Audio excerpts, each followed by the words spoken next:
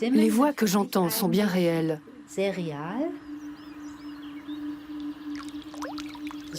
C'est comme si j'avais une discussion avec quelqu'un.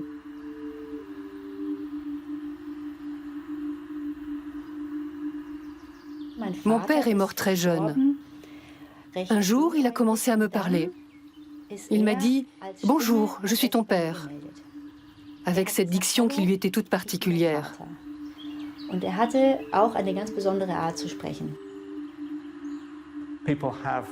Par le passé, de nombreuses personnes, souvent célèbres et créatives, ont dit entendre des voix. Plus de 10% de la population mondiale entend des voix. C'est un phénomène qui n'est pas si anormal.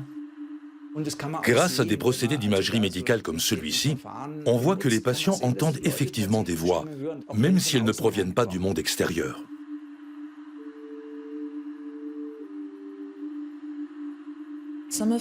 Certaines voix ressemblaient beaucoup à celles de mes agresseurs. En fait, ce sont eux que j'entendais. Un enfant qui a subi des sévices sexuels sera beaucoup plus exposé à ce phénomène en devenant adulte.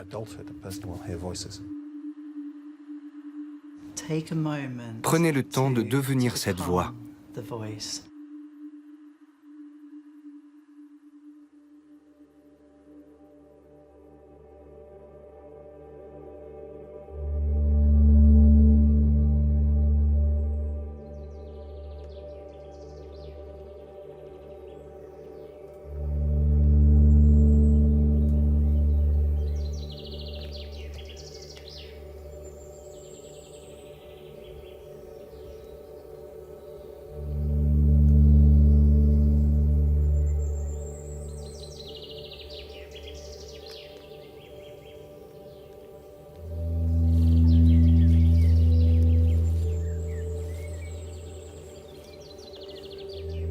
Jennifer Ziegler est ingénieure du son pour le cinéma et la télévision. Elle vit dans les environs de Munich. J'ai commencé à entendre des voix à la fin de l'automne 2003. À l'époque, je traversais une passe très difficile, tant dans ma vie privée que professionnelle. J'avais aussi des problèmes de logement. Tout m'est tombé dessus en même temps. C'en était trop, et j'étais complètement dépassée par les événements. J'avais besoin d'aide et songeais même à consulter un thérapeute. Je ne savais vraiment plus quoi faire. Dans mon désespoir, je me souviens avoir littéralement crié à l'aide. Et tout à coup, quelque chose s'est produit en moi, puisqu'une voix a répondu à mon appel. Elle a d'abord parlé très doucement, et puis elle est devenue de plus en plus distincte. Elle m'a dit: n'aie pas peur, tu n'es pas toute seule, nous allons t'aider.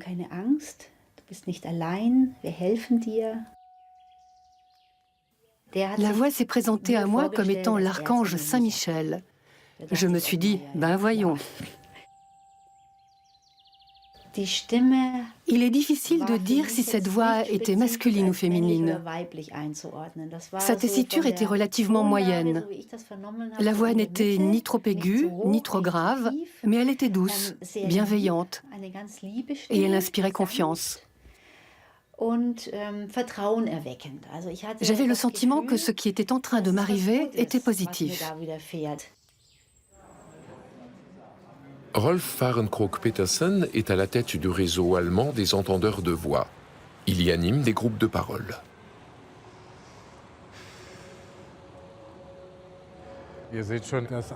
Comme vous pouvez le voir, les yeux ont une place très importante dans mes tableaux. J'ai peint cette toile il y a longtemps. Elle représente les voix terribles que j'entends et l'effet qu'elles ont sur moi. Là, c'est moi. Je suis obligé de les écouter et de me taire. Je n'ai aucune chance de leur échapper. Elles me submergent. Je me lève et deviens presque fou. Voici une autre toile assez ancienne. Les voix arrivent de tous les côtés. Elles m'observent et m'enserrent comme des serpents pour forcer une réaction de ma part. Elles veulent que je leur parle. Voilà, tout ça reflète bien mon travail.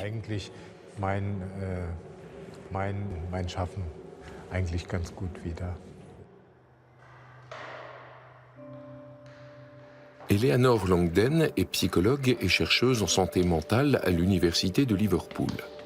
Spécialiste en entente de voix, elle est elle-même touchée par ce phénomène depuis une dizaine d'années. Elle est activement engagée au sein d'Intervoice, un réseau international composé d'entendeurs de voix, de thérapeutes et de chercheurs issus de 29 pays des 5 continents. Au cours de mon deuxième semestre à l'université, j'étais en train de quitter un séminaire lorsque j'ai entendu une voix très calme et inexpressive me dire « Elle quitte le bâtiment ». J'ai regardé autour de moi et il n'y avait personne. Pourtant, cette voix était claire et distincte. C'est indéniable. C'était comme si quelqu'un était juste à côté de moi et me parlait. J'étais secouée et relativement perturbée par cet événement. Je me suis alors dépêchée de rejoindre mon logement étudiant et puis je l'ai entendue à nouveau. Elle m'a dit « Elle ouvre la porte ». Voilà comment tout a commencé. Et le phénomène a duré. J'ai commencé à croire que c'était lié à ma créativité, vous savez, un peu comme une voix intérieure ou une muse intérieure. Je me demandais si tout le monde n'entendait pas ce genre de voix très calme sans le dévoiler à quiconque.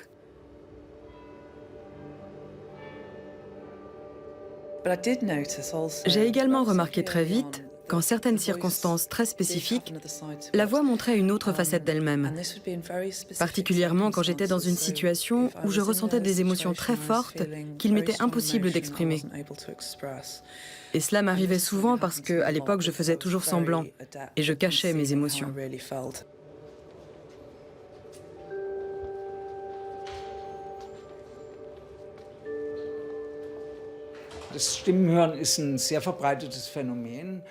Entendre des voix est un phénomène très courant. Autrefois, cela faisait partie des symptômes permettant de diagnostiquer la schizophrénie. Bien sûr, ce n'est plus le cas dans les nouveaux manuels de psychiatrie, et c'est une bonne chose. Parce que les chercheurs ont constaté que les patients schizophrènes ne représentent qu'une faible proportion des individus qui entendent des voix. Des études récentes démontrent que la plupart des sujets qui entendent des voix sont psychiquement sains et mènent une vie parfaitement normale. Les entendeurs de voix n'en sont pas moins stigmatisés et peu d'entre eux osent témoigner ouvertement. L'archange Saint-Michel était mon plus fidèle compagnon. Je dirais même mon maître à penser, parce qu'il m'a beaucoup guidée. Quand on partait se promener, par exemple dans un parc, il me disait « Écoute bien autour de toi, regarde les arbres, les buissons, les fleurs. Ils ont quelque chose à te dire. » Pour moi, c'était complètement absurde qu'un arbre, un buisson ou une fleur puisse me confier quoi que ce soit. Mais je me suis mise quand même à écouter. Et d'un coup, j'ai entendu toutes ces voix. Je suis allée dans un parc et des voix me parvenaient de tous les côtés. Au début, elles étaient très subtiles et toutes fluettes. Puis, elles sont devenues plus audibles, un peu comme des voix normales. Elles papotaient, bavardaient entre elles et me parlaient. Je me rappelle avoir pensé « Mais qu'est-ce qui m'arrive ?»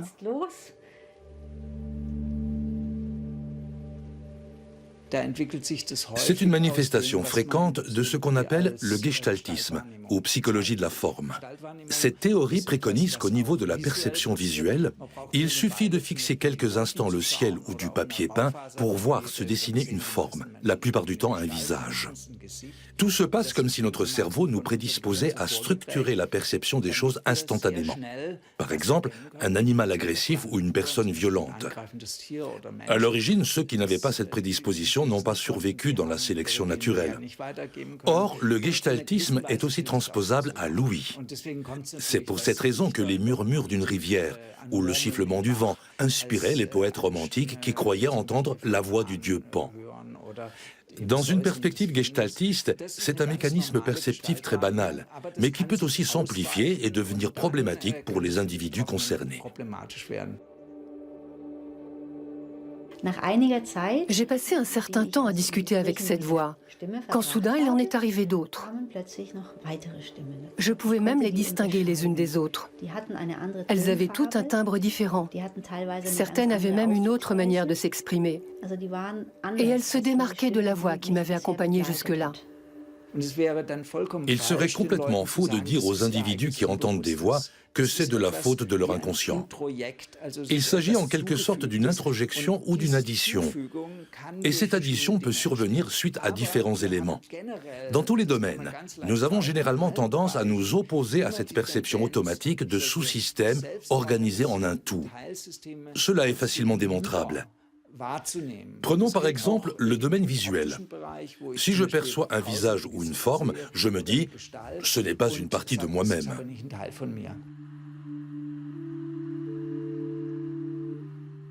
Après une période passée à entendre des voix, j'ai soudain commencé à voir des choses. Je pouvais percevoir des êtres lumineux. Je voyais des formes qui ressemblaient à des êtres humains, mais elles étaient toutes faites de lumière. Pour de nombreuses personnes touchées, l'entente de voix s'accompagne de ce genre de phénomène. Les catalyseurs de l'entente de voix peuvent être liés à des événements traumatiques comme un accident, un épisode violent, la perte d'un proche, mais aussi aux sentiments amoureux ou à une grossesse. Rares sont les époques dans l'histoire où il n'est pas fait état d'entendeurs de voix. Hildegarde de Bingen avoua par exemple devoir son savoir scientifique à des voix mystiques. Jeanne d'Arc, Giordano Bruno, Rainer Maria Rilke, Winston Churchill, Virginia Woolf ou encore Andy Warhol entendaient eux aussi des voix.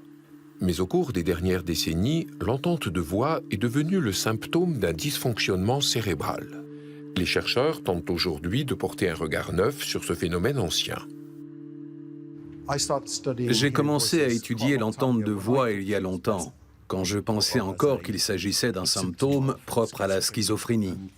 J'ai mis du temps à me rendre compte qu'on pouvait appréhender les choses différemment. Voici l'histoire de Stuart.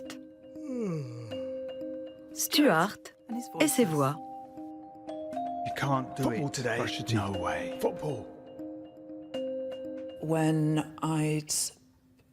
Au bout de 2 ans, j'ai fini en hôpital psychiatrique.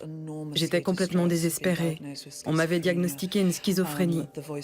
Les voix que j'entendais devenaient de plus en plus agressives, menaçantes, éprouvantes, toutes puissantes et omniscientes.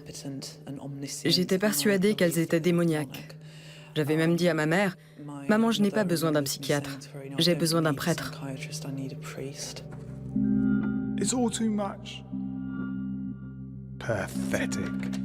Les voix ressenties comme négatives peuvent s'avérer très inquiétantes. Un rien peut provoquer la peur et la panique. Mais qu'est-ce qui déclenche ces voix? Et quelle est leur véritable signification?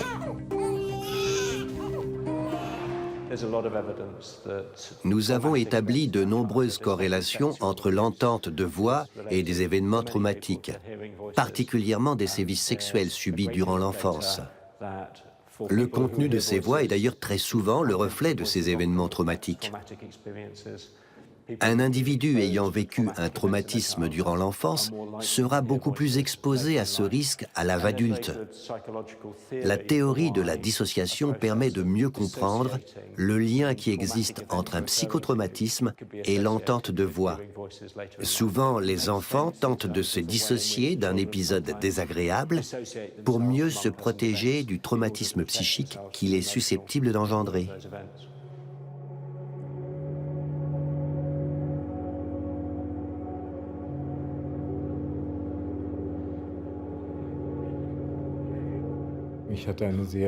J'ai eu une enfance terrible. On m'a beaucoup battu. Ma mère était complètement débordée avec ses 4 enfants et mon père était constamment ivre. À l'âge de 12 ans, j'ai été victime d'abus sexuels.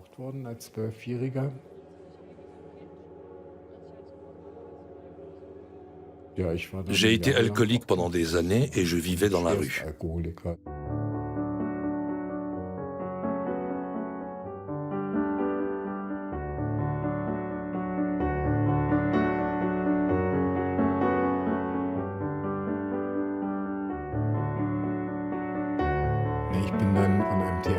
Un jour, un metteur en scène de théâtre m'a abordé et m'a demandé si j'avais envie de faire partie d'une troupe. Il était en train de monter En attendant Godot pour une soirée spéciale dédiée à Samuel Beckett, à la Volksbühne de Berlin. Ça a été une expérience fantastique. Nous sommes partis en tournée européenne et nous avons reçu le prix de l'Académie des Arts de Berlin-Brandebourg. Et puis, j'ai été engagé par un théâtre en Thuringe et j'ai joué dans plusieurs films. L'un d'eux a même été nominé aux Oscars, ce qui m'a valu une invitation à la cérémonie de remise des prix. Les succès s'enchaînaient. C'était il y a 13 ans. J'avais l'impression d'avoir tout donné et j'étais au bout du rouleau. C'est à ce moment-là que j'ai commencé à entendre des voix. Par un processus qu'on ne comprend pas encore très bien, l'esprit humain est capable de se compartimenter. Il est donc possible, par exemple, de développer une amnésie suite à un événement particulier. Et dans certaines circonstances, cette amnésie peut être temporaire. Ces voix sont-elles l'écho du passé? D'où viennent-elles véritablement? Après 150 ans de recherche, les scientifiques en savent toujours très peu sur ce phénomène. Que se passe-t-il dans le cerveau d'un individu qui entend des voix? En quoi est-il différent? D'un point de vue anatomique, son cerveau est parfaitement normal. Vous pouvez dire ça d'emblée? Oui. Madame Zidler, pouvez-vous appeler une voix? Je vais essayer.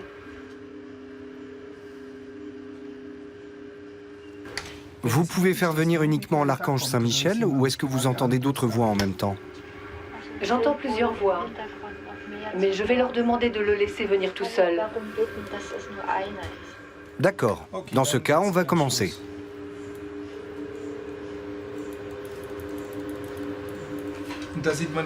L'activité cérébrale n'est plus du tout la même qu'auparavant.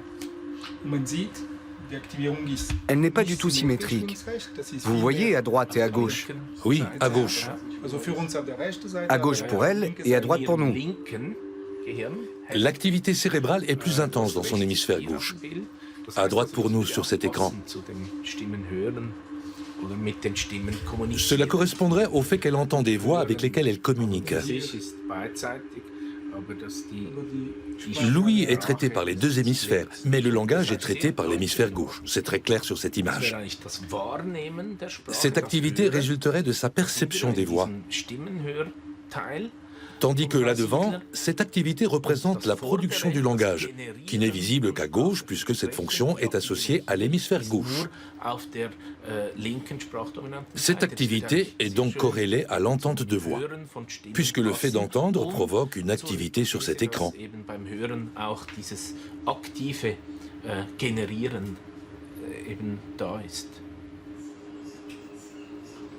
Entendre des voix n'est donc pas le fruit d'une imagination débridée. Les personnes concernées ont affaire à de véritables voix intérieures. Et ce n'est pas tout. Comme on peut le voir sur cette image, il y a une activité à l'avant du cerveau.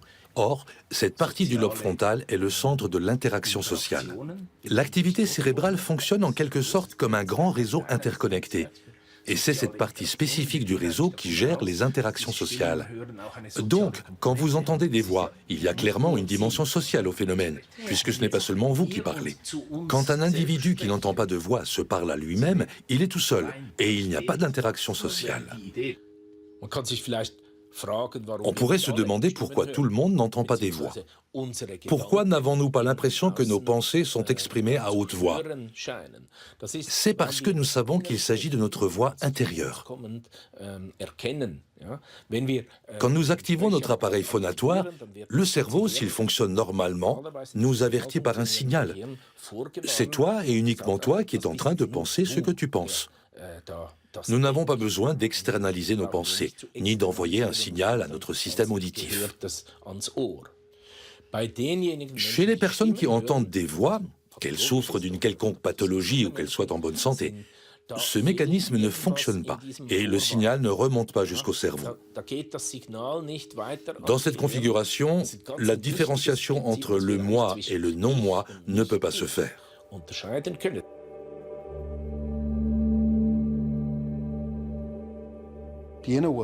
Notre monde intérieur est en quelque sorte un monde extérieur internalisé. Le langage intérieur n'est pas inné, mais il s'acquiert.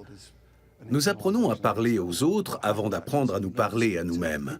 Le monde intérieur est par conséquent une intériorisation du monde extérieur. Les psychologues développementalistes étudient ce phénomène de près depuis plusieurs années. Prenons un exemple. Tout enfant passe par un stade à l'âge de 2 ans environ où il ne cesse de se parler à lui-même.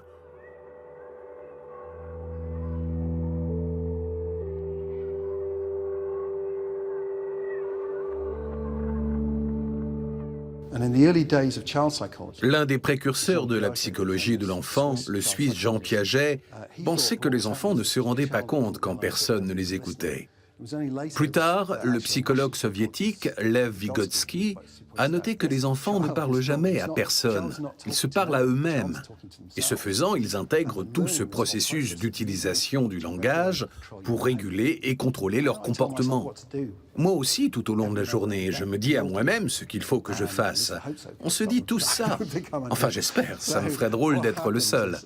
Et à l'âge de 4 ou 5 ans, on apprend à se parler en silence dans notre tête. En vieillissant, ce processus devient plus télégraphique et la différence entre le langage social et le langage intérieur devient plus importante. Mais en tout cas, le langage intérieur puise ses origines dans le langage social.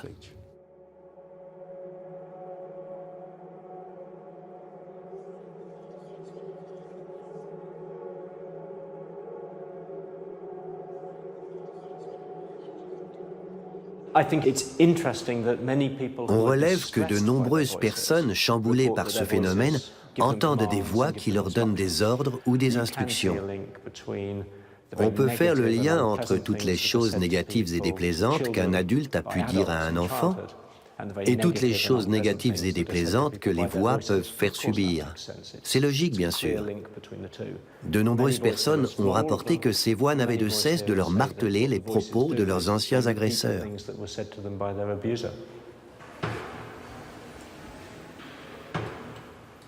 Souvent, les individus concernés n'entendent pas seulement une, mais plusieurs voix. Chaque voix a sa personnalité propre. Elle porte un nom et elle est sexuée. Le réseau allemand sur l'entente de voix m'a beaucoup aidé. J'y ai obtenu de nombreux rendez-vous individuels. J'ai commencé à faire un travail sur moi-même et à me demander ce qui pouvait bien se cacher derrière ces voix.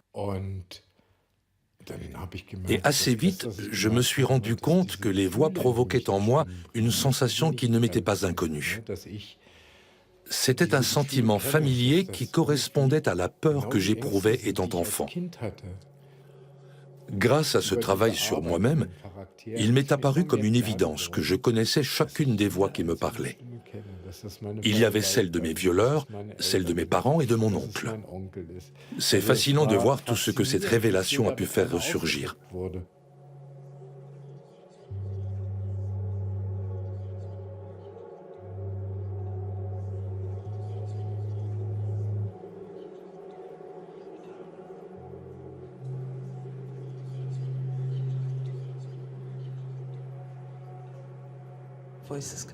Les voix peuvent être le miroir de nos interactions sociales. Elles sont la passerelle entre la sphère publique et la sphère privée. Les patients traités en psychiatrie se sentent presque tous asservis par les voix qu'ils entendent, et d'ailleurs par tout ce qui les entoure. Ils ont très peu d'énergie et se sentent impuissants. Les voix sont en quelque sorte l'expression de cette impuissance. They don't want you in the team. Miss, go on, miss. Les voix dominent et tyrannisent, tout comme la société domine et tyrannise. Un de mes doctorants a travaillé sur la construction genrée des voix. Les femmes ne sont pas soumises aux mêmes attentes que les hommes. Je ne suis pas en train de le justifier, c'est un constat. Les femmes, par exemple, auraient plus tendance à se préoccuper de leur apparence, tandis que les hommes se focaliseraient davantage sur leur pouvoir.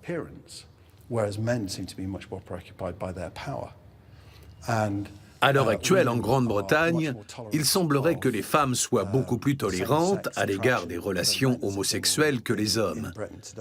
Souvent, les voix sont le reflet de cette construction genrée. Les voix entendues par de nombreux patients masculins les accusent d'être homosexuels, tandis que les femmes entendent plutôt des critiques quant à leur apparence physique ou leur incapacité à séduire un homme. Les voix sont donc la manifestation de notre environnement et reflètent la manière dont nous vivons dans notre société. They're coming for you. They've set you up. They know what you've done. They'll lock you up and never let you out. Ce que les voix me racontent est terrible. Elles me disent que je fais du trafic de pornographie enfantine. Elles m'accusent des pires choses. Ou encore que je vends de la drogue à des enfants. C'est un cauchemar. J'ai fini en psychiatrie et on m'a gavé de médicaments et de neuroleptiques. C'était atroce. À l'époque, je pesais 30 kilos de plus. J'avais enflé comme un ballon à cause des effets secondaires de mon traitement.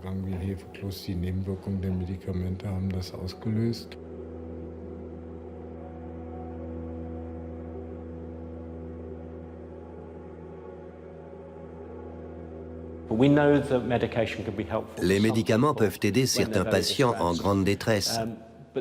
Mais des études récentes ont aussi établi qu'un traitement médicamenteux pouvait, au bout de quelques semaines ou à plus long terme, se révéler plus négatif que positif.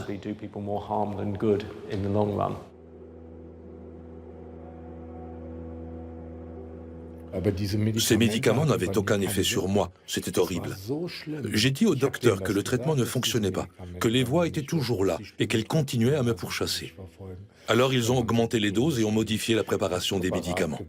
Et là, j'ai eu d'autres effets secondaires.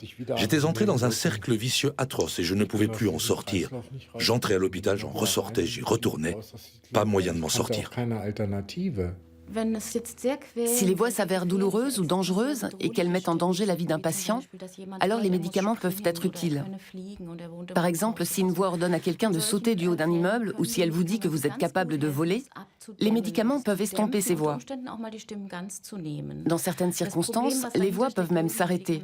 Mais le problème qui se cache derrière n'est pas pris à la racine. Il y a une raison plus profonde à l'entente de voix. Il peut s'agir d'un dilemme personnel insoluble ou d'un traumatisme lié au passé et rester en suspens. Et dans ce cas-là, le patient continuera à entendre des voix. Aucun médicament au monde ne pourra guérir les causes enfouies derrière ce phénomène. C'est bon, on peut commencer ?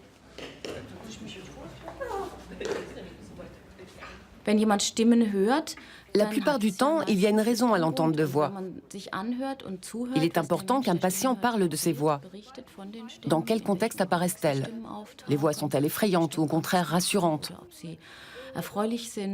Ensuite, il faut contrebalancer ce témoignage et l'inscrire dans un contexte. Ce contexte peut être l'environnement social du patient, sa propre vie, ou encore le passé ou le futur. Mais cette mise en perspective est incontournable. Le contenu des voix sera d'autant moins négatif et angoissant que les voix seront mieux acceptées par les personnes concernées. Les psychothérapies œuvrent donc dans ce sens. Caroline von Theysen est psychologue clinicienne et membre du réseau allemand sur l'entente de voix. Les voix sont toutes très différentes. Rolf, par exemple, les voix que tu entends sont très clairement les voix de tes anciens agresseurs. Ce sont des individus qui t'ont fait du mal dans le passé et qui reviennent aujourd'hui sous la forme de voix pour tenter de reproduire en toi les sentiments douloureux que tu as vécus. Malheureusement, on ne peut pas se confronter à ces voix d'agresseurs. En tout cas, il est fortement déconseillé d'entrer en contact ou d'établir le moindre compromis avec elles. Et puis, il y a des voix qui sont en désaccord complet avec votre personnalité.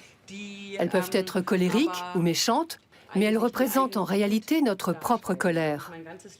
Quelqu'un qui n'a jamais pu exprimer sa colère au cours de sa vie pour entendre sans arrêt ces voix colériques. Dans ce cas-là, le message est clair. Il faut laisser sortir votre colère. Tapez du poing sur la table et n'en faites qu'à votre tête. Il peut être très utile d'entrer en contact avec ce type de voix colérique et de leur poser des questions. La plupart du temps, elles vous répondront. Et c'est d'ailleurs un très bon moyen pour tenter de mettre ces voix en contact avec une tierce personne.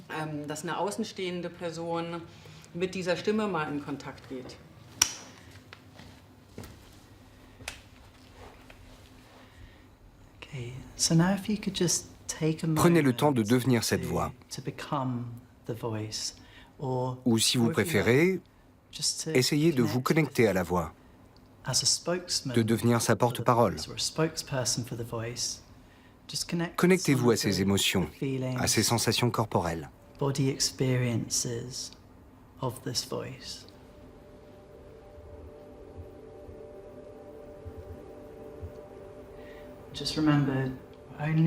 N'oubliez pas que nous pouvons suspendre l'expérience à tout moment, si cela devient désagréable ou si vous ne vous sentez plus en sécurité. Il vous suffit de faire un signe de la main pour revenir en arrière.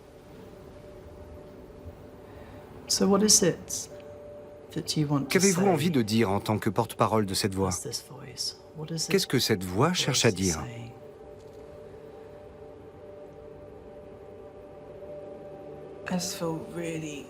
Je suis vraiment très en colère et très frustrée. J'ai tellement d'énergie que je ne sais pas quoi en faire. Je suis extrêmement remontée.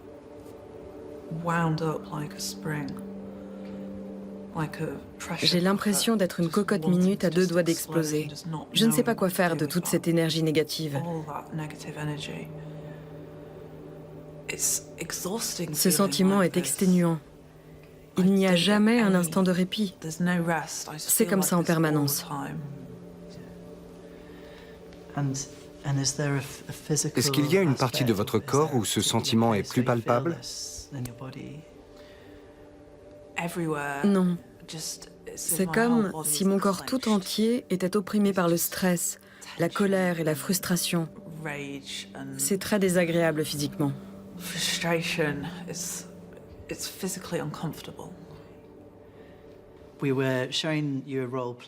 Vous venez d'assister à un jeu de rôle au cours duquel Eleanor jouait une patiente prénommée Jane et je jouais un thérapeute prénommé Charlie.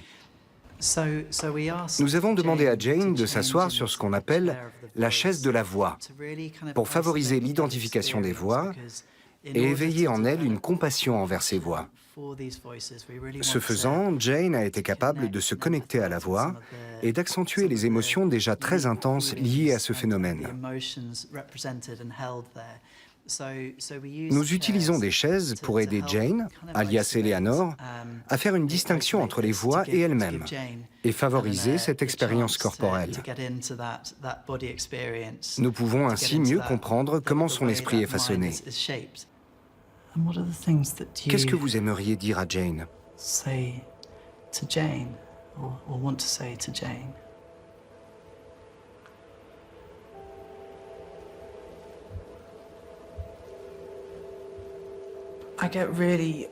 Jane me frustre énormément et me met très en colère parce qu'elle est faible. C'est vraiment rageant et humiliant, parce que le monde dans lequel nous vivons ne laisse pas de place à la faiblesse. Si on ne se montre pas fort, on vous fera du mal ou on essaiera de profiter de vous. Je ne sais pas ce qu'il adviendrait d'elle si je n'étais pas là. Parce que moi, je suis forte. Je suis très forte. Merci. Est-ce que vous pouvez maintenant vous installer sur la chaise de la compassion?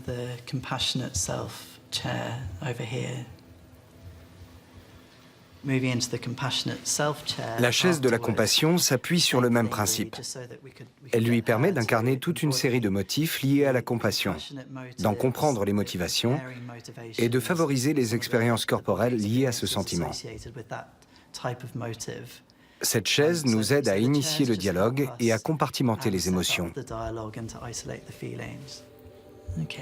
Maintenant, je vais vous donner un peu plus d'espace. L'épanouissement de la compassion envers soi-même et envers toutes les facettes d'une même personnalité peut avoir de réelles vertus curatives. Cette approche fait d'ailleurs de plus en plus d'adeptes dans les milieux spécialisés. Concentrez-vous maintenant sur les qualités liées à la compassion, sur les qualités liées à la sagesse. Une sagesse empreinte d'empathie. Vous êtes assise sur cette chaise et vous incarnez ces qualités. À quel endroit dans votre corps les ressentez-vous ?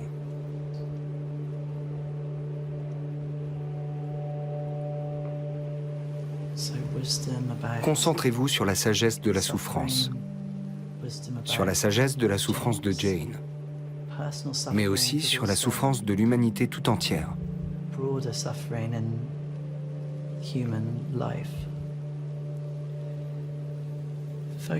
Concentrez-vous sur les qualités de la force et du courage. Concentrez-vous sur la qualité de la bienveillance et les véritables motivations de cette bienveillance. Retournez vous asseoir sur la première chaise. Redevenez Jane. Imaginez 5 personnes représentant 5 voix différentes faisant irruption dans cette pièce. Certaines sont très en colère, d'autres sont très angoissées. Bref, vous n'avez vraiment pas envie de passer plus de temps à leur contact. 2 options s'offrent alors à vous.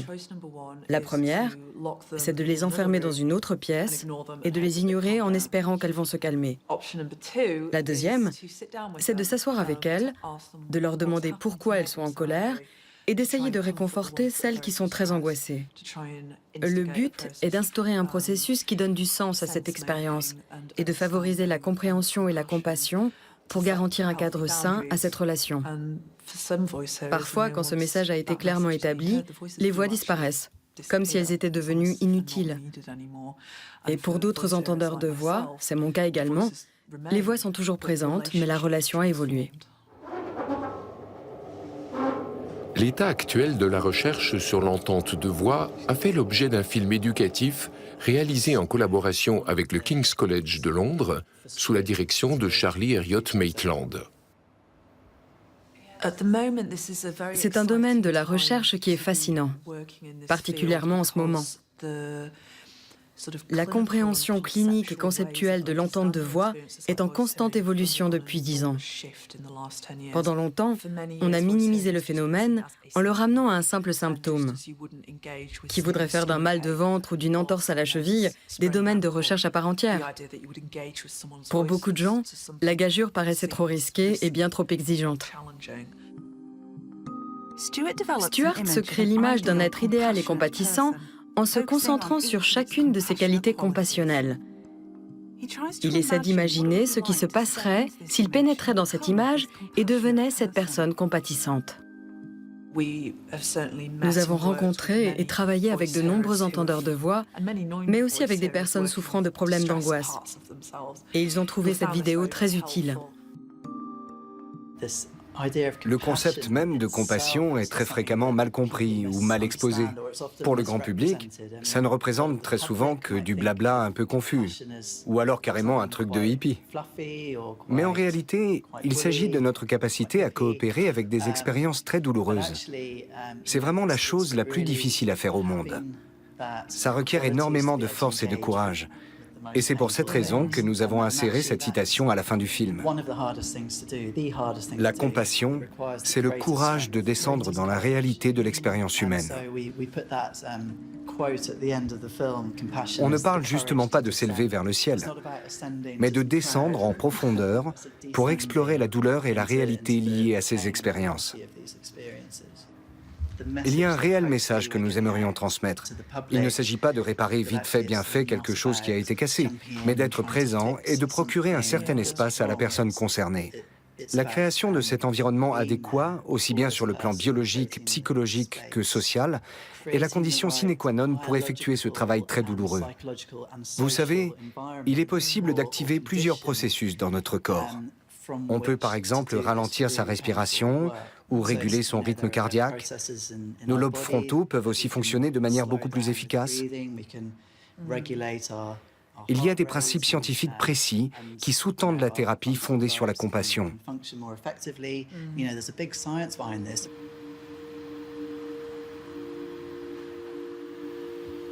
Le neurofeedback est une nouvelle technique thérapeutique qui permet de contrôler sa propre activité cérébrale. Tout comme l'être humain est capable de réguler sa respiration ou son rythme cardiaque, le neurofeedback permet, dans certaines limites, d'optimiser les fonctions cérébrales. Je vais lancer la machine et c'est vous qui allez être en quelque sorte la réalisatrice du film. Chaque fois que les signaux cérébraux indiquent une turbulence, le logiciel de neurofeedback interrompt brièvement le film. Est-ce qu'en ce moment même, vous entendez des voix? Avec le neurofeedback, des patients comme Jennifer ont un meilleur contrôle sur les voix qu'ils entendent. Un comportement récompensé a plus de chances de se reproduire dans le futur. Par conséquent, nous récompensons le cerveau des patients si le film qu'ils regardent n'est pas interrompu. Le neurofeedback est une technique thérapeutique très prometteuse, puisqu'elle permet d'influencer l'activité cérébrale de manière non invasive, sans le moindre médicament. Une thérapie par neurofeedback s'étale sur environ 1 an et nécessite entre 20 et 40 séances. Elle permet à de nombreux patients de redevenir maîtres d'eux-mêmes.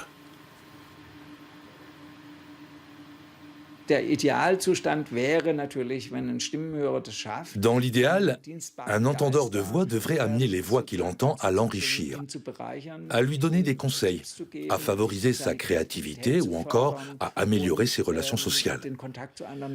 Bref, mettre les voix à son service. S'il y parvient, il pourra aussi, par exemple, établir un emploi du temps avec les voix et leur dire « Maintenant ça suffit, assez bavardé, je veux bien vous accorder 1 heure par jour, disons de 15h à 16h, mais le reste du temps, je ne vous écouterai plus. » Ne l'écoute pas.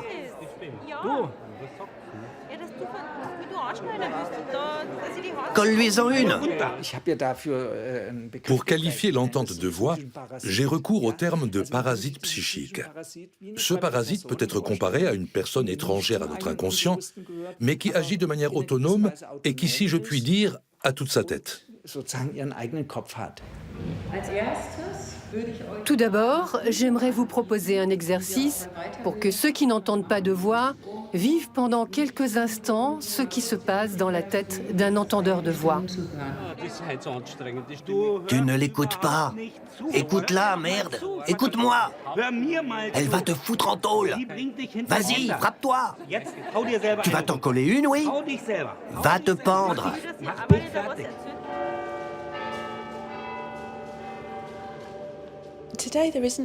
Aujourd'hui, je ne ressens plus la nécessité de devoir contrôler ces voix parce qu'elles ne sont plus en contradiction avec moi-même. Elles n'essaient plus de me déstabiliser ou de me détruire. Au contraire, elles sont positives et me soutiennent. Je n'ai plus besoin de les contrôler. Mes voix et moi, nous formons une équipe.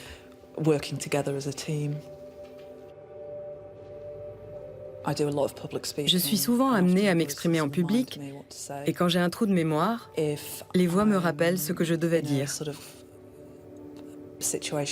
Quand je suis en situation de conflit ou de désaccord avec quelqu'un, les voix me soutiennent beaucoup. Elles peuvent même parfois être très drôles, me faire rire et me rassurer. Quand je suis stressée ou quand certaines choses me submergent, les voix me rappellent ce que je dois faire pour positiver et prendre soin de moi.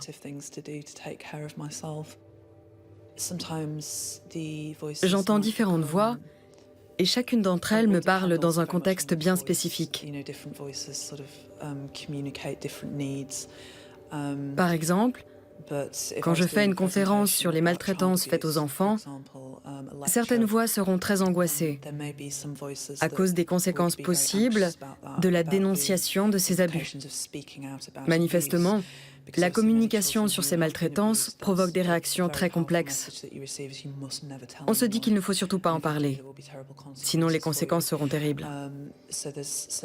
Une partie de moi a intériorisé ce message et cela se reflète quand j'entends certaines voix qui me disent « Surtout n'en parle pas, sinon il se produira des choses atroces ». Avant, j'aurais considéré ça comme une menace. Je pensais que les voix me tourmentaient. Mais aujourd'hui, j'ai compris qu'il s'agissait d'une partie de moi-même qui avait peur de dénoncer les maltraitances faites aux enfants. Quand les voix sont angoissées, je leur parle. J'essaie de les rassurer. Et je leur dis, tout ça n'arrivera plus. Nous étions seuls quand c'est arrivé, mais nous ne le sommes plus. Il y a plein de gens qui nous aiment et qui peuvent nous soutenir. Tout va bien. Ce que j'ai à dire est important et j'ai le droit de le dire. N'ayez pas peur. Avant, je ne pouvais pas vous prendre sous mon aile, mais maintenant, je le peux. Voilà un exemple de ce que je dis aux voix, mais aussi à moi-même. Je prends un peu de temps pour nous rassurer, moi et les voix, et ensuite, je fais ma conférence, et tout va bien.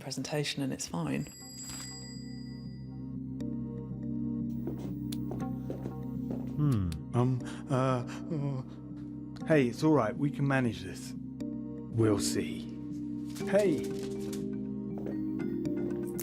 Stuart n'a pas l'air d'être un patient suivi en psychiatrie, mais plutôt d'un garçon tout à fait normal en situation de détresse. Il joue au foot, il traîne avec ses potes et il est mal à l'aise en public. Je pense qu'on peut facilement s'identifier à son histoire et à ce qu'il vit. Stuart se sent maintenant en sécurité dans sa relation avec les voix. Il les comprend et les accepte. Elles font partie de la famille, mais n'ont plus de prise sur sa vie. La dépression touche presque autant d'individus que l'entente de voix, et elle est aujourd'hui reconnue en tant que maladie, grâce à de nombreuses campagnes d'information. Le grand public comprend aujourd'hui que la dépression est une maladie mentale qui peut toucher n'importe qui. C'est loin d'être le cas pour l'entente de voix, parce que le phénomène est moins médiatisé. Quand on en souffre, il est pourtant important de savoir qu'il existe des thérapies. Certaines voix peuvent s'intégrer dans un quotidien tout à fait normal, alors qu'avec d'autres voix, c'est impossible. Ces informations sont très importantes et devraient être portées à la connaissance du grand public.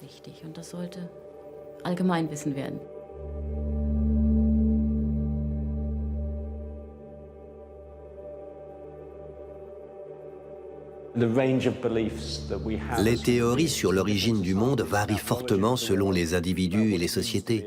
Il en est de même pour notre rôle sur cette planète, ou la définition même d'un être humain. Les interprétations sont toutes très divergentes, mais aucune d'entre elles n'incarne la vérité absolue. Certains individus entendent des voix alors que personne ne leur parle, et je trouve ça fascinant. Ça ne veut pas dire que ce sont des saints ou des fous, mais ça prouve que l'humanité est foisonnante. C'est aussi la preuve que l'activité de notre cerveau est passionnante. Notre vie mentale est à la fois riche, conflictuelle, sensible, déconcertante, mais surtout extrêmement captivante. Aujourd'hui, je sais beaucoup mieux qui je suis. Je suis consciente de mes émotions.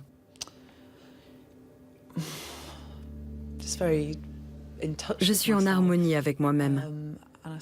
Et je pense que les voix ont fait partie du long processus qui m'a permis de parvenir à cet état d'esprit. Les voix me manqueraient si elles ne faisaient plus partie de mon quotidien. Ce que je dis peut paraître incroyable. Il y a quelques années, j'aurais préféré mourir plutôt que de vivre toute ma vie avec ces voix. Elles me faisaient énormément souffrir.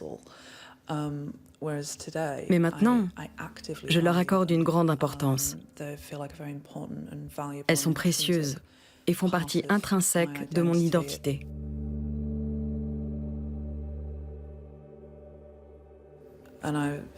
Aujourd'hui, je suis fière d'entendre des voix.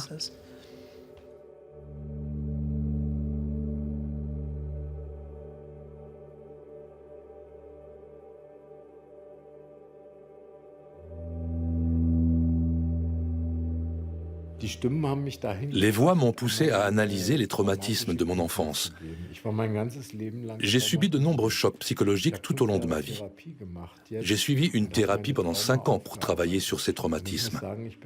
Aujourd'hui, je peux dire que je suis un homme heureux. Bien plus heureux que quand j'avais du succès, par exemple. Je suis comme je suis, et c'est très bien comme ça.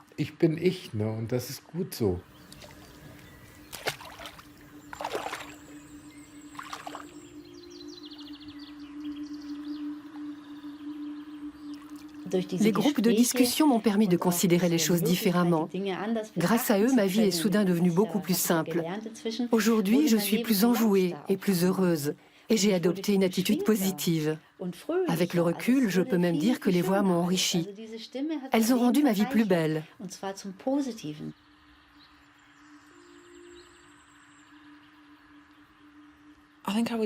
Sans les voix, ma vie aurait été différente.